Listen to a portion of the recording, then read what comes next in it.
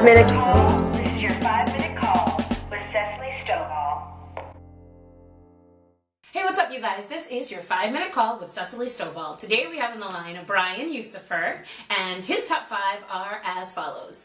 Number 1, he is originally from Wappingers Falls, New York, which is upstate. At number 2, he went to SUNY Fredonia for his undergrad, and he went to grad school at NYU. At number 3, you have most definitely heard his work on Broadway. He started out his career as a sub-keyboardist on Spelling Bee. He then went to Book of Mormon, where he started from the workshops and has gone all the way through, and now is the associate music supervisor. He is also the music director of Kinky Boots on Broadway, where he conducts frequently. You'll see him there. And he is also the associate music supervisor for all 4 companies of Kinky Boots. That includes Toronto, New York, London, and the tour. So make sure you see him somewhere around the world. Number 4, he has a baby on the way in November, so we'll be checking in with you to see when baby Usifer is born. And his best friend is his dog named Kevin.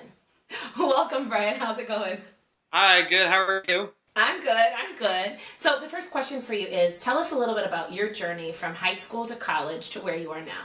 So in high school, I played piano, and I'd taken classical piano lessons like you sort of do, and I always liked playing lots of different styles of music. I was in bands, and I played jazz, and I sort of did everything.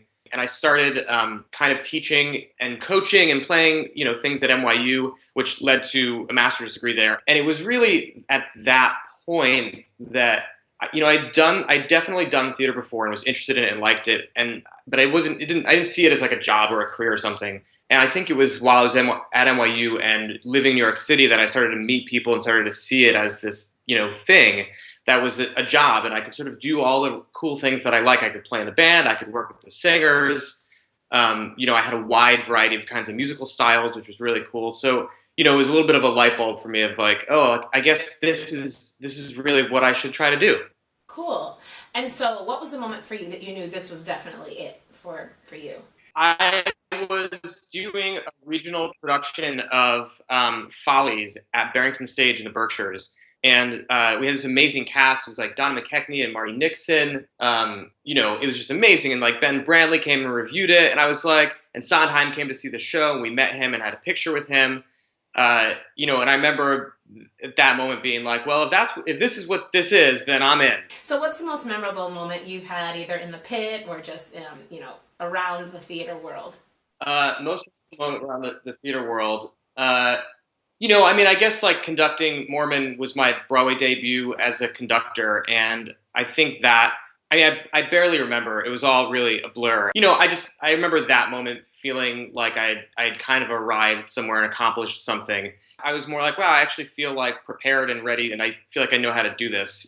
When you walk up on the podium to conduct a show, it's a whole different thing with like the cast is there and the band is there and the audience is there, and it's like, all eyes are on you, and you're the one driving the ship. So it's a much bigger thing. Now, question 4 for you comes from our Twitter audiences. And we know that you have been involved with Book of Mormon from the very beginning, starting with the workshops and playing the piano, being an accompanist, and all the way up to associate music director. So what's it like being a part of a super top secret show from the beginning? It was just crazy because we all had to sign, non-disclosure forms, and we weren't allowed to, talk about it or anything. We had to say we're going to our grandmother's house. We were saying we were instead of rehearsal.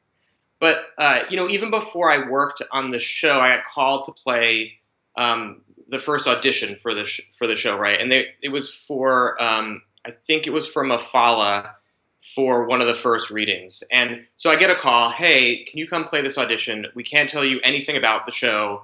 It's top secret. And if you're going to do it, you can't talk about it. So I go and I get in the elevator with Trey and Matt, right? And I obviously recognized them, and I was like, oh, well, I have no idea what this is going to be, but it's already off to an awesome start.